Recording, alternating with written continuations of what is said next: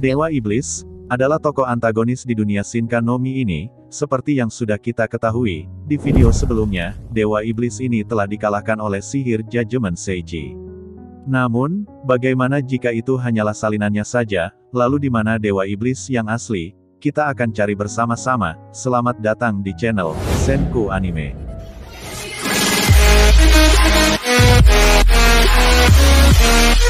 Sesaat setelah sihir Judgment Seichi menghantam Dewa Iblis, dan bersamaan dengan menghilangnya Dewa Iblis, gak lama kemudian, sebuah suara tiba-tiba terdengar. Bahkan lantai dan dinding ruangan mulai retak, Seichi dan para melonnya pun mencari tahu, apa yang sedang terjadi, sampai pada akhirnya, mereka menetapkan pandangan terhadap tangga altar lagi. Mereka terkejut terhadap sekumpulan energi hitam, yang mulai membentuk sebuah sosok baru, sosok yang hampir menyerupai manusia. Bahkan aura yang ada di sampingnya, seakan memaksa kemarahan dan kehampaan, mencerminkan sebuah kehancuran itu sendiri. Seichi langsung mengajukan pertanyaan, apakah dia benar-benar Dewa Iblis? Tapi melihat aura yang ada di sekeliling sosok ini, Seichi menjadi sangat yakin, bahwa ini memang benar-benar Dewa Iblis. Dan Dewa Iblis mengatakan, tidakkah menurutmu, itu adalah sebuah nama yang tercipta, bagaikan kesombongan yang terlahir, dari sebuah sosok yang absolut. Di sisi Seichi yang terkejut, Dewa Iblis menjelaskan asal-usul namanya, jadi dulu Dewa Iblis ini setara dengan dewa lain, namun semenjak Dewa Iblis ini disegel, dewa lain menyebutnya sebagai Dewa Iblis, bahkan mendefinisikan keberadaannya di bawah mereka. Nah jadi karena sebab itulah, Dewa Iblis yang sudah bangkit kembali saat ini, berkata akan membinasakan semuanya.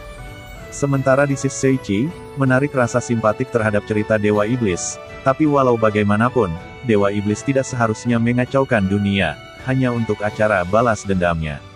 Tapi di sisi Dewa Iblis, gak terima dengan simpatik dan ucapan dari Seichi, Dewa Iblis pun mengatakan, kalau mereka hanya cukup untuk diam, dan menerima semua keputusannya.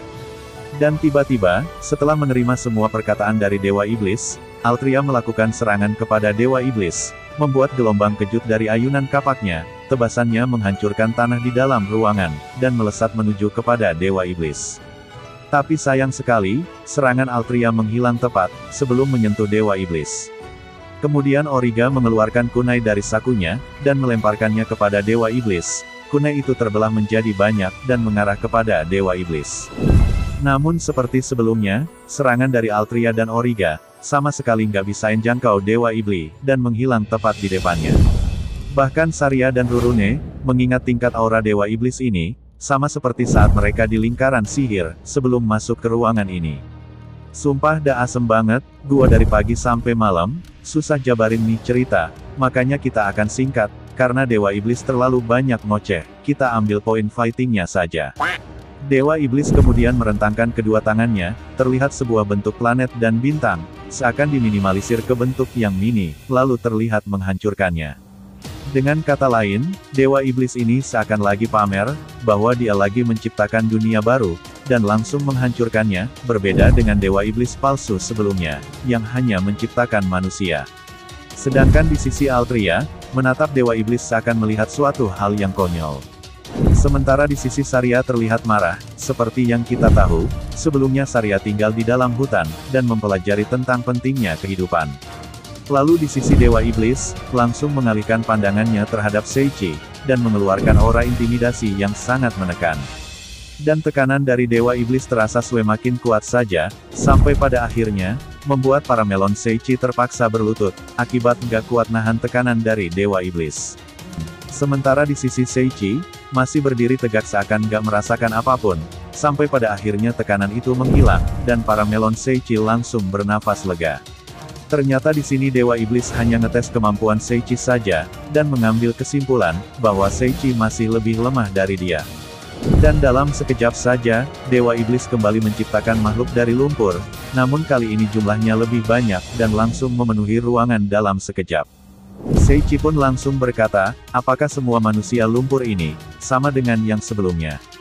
Dewa Iblis pun dengan percaya diri mengatakan, jika kamu menganggapnya sama, cobalah untuk mengalahkannya.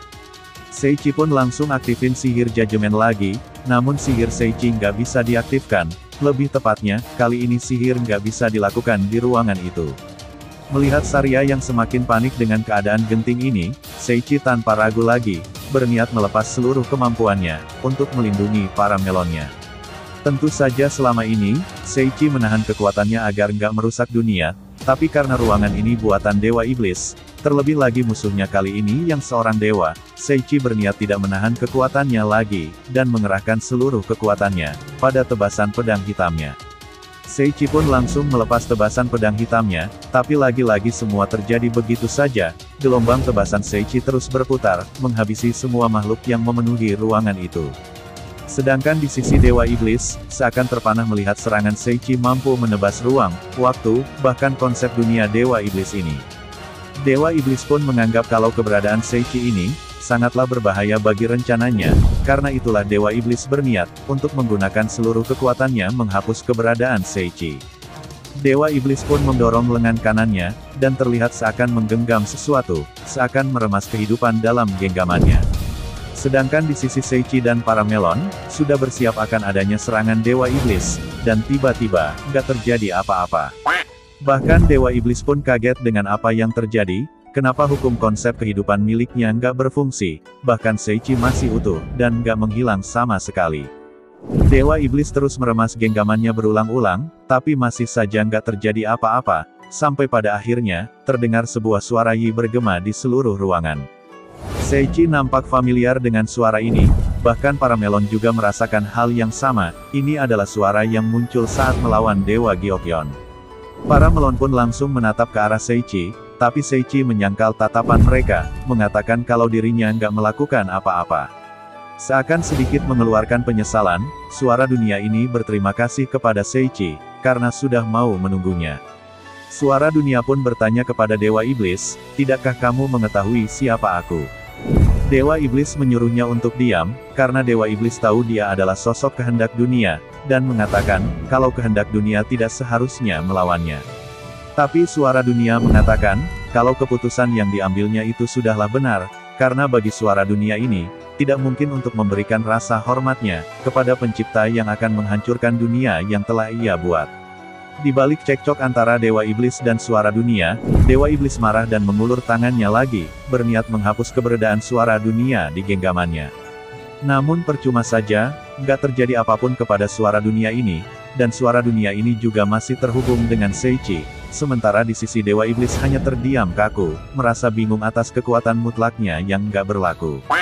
Suara dunia pun berbicara kepada Seiichi kembali, menyuruh Seiichi agar memeriksa statusnya. Meski Seiichi ragu membuka statusnya, tapi Seiichi mencoba untuk membukanya, dan di sana tertulis. Subaki Seiichi, lama tidak bertemu, saya minta maaf, karena tidak ada di sini untuk waktu yang lama. Dengan ini, artinya status Seiichi sudah kembali, kali ini statusnya terlihat seperti hologram besar. Rasanya... Bahkan Dewa Iblis dan para melon juga bisa melihatnya. Nah karena di sini terjadi pertukaran dialog antara Seiichi dan statusnya, bahkan sampai menghabiskan satu chapter, jadi bagian ini mimin singkat saja, buat yang penasaran kalian bisa baca sendiri, di chapter 217. Jadi intinya status Seiichi telah melakukan perjalanan, bukan hanya ke seluruh dunia ataupun galaksi saja, bahkan juga sempat menjelajahi ruang yang disebut sebagai ruang para dewa. Dalam perjalanan itulah, status ini mulai mencapai batasan kemampuannya, dan sempat juga menjadi status makhluk lain, dan dari sanalah dia mulai memahami, bahwa Seiichi memang sulit untuk bisa dimengerti oleh sebuah status, bisa dikatakan kalau dia terlalu jauh dari kata kehidupan. Awalnya status ini pergi, semenjak Seiichi mengalahkan para monster saat invasi di Tarveil, saat itu status sudah kehilangan jati diri sebagai status, namun semakin lama Seiichi semakin menjauh, sehingga membuat status ini merasa bersalah, karena nggak bisa mengikuti perkembangan status Seiichi yang semakin gila saja. Dewa Iblis yang diam-diam melihat percakapan Seiichi dengan statusnya, kini mulai membuka mulutnya, seakan marah dia pun mengajukan pertanyaan, apa hubungannya status Seiichi yang kembali, dengan kekuatannya yang nggak berfungsi. Status Seiichi pun langsung mengatakan, bahwa Dewa Iblis saat ini sangatlah lemah. Itulah sebabnya saat ini status dapat bertindak, untuk merubah nilai keberadaan Dewa Iblis. Sementara Dewa Iblis makin terlihat marah, status Seiichi mulai melakukan sesuatu, dan hal itu membuat Dewa Iblis mulai berteriak kesakitan.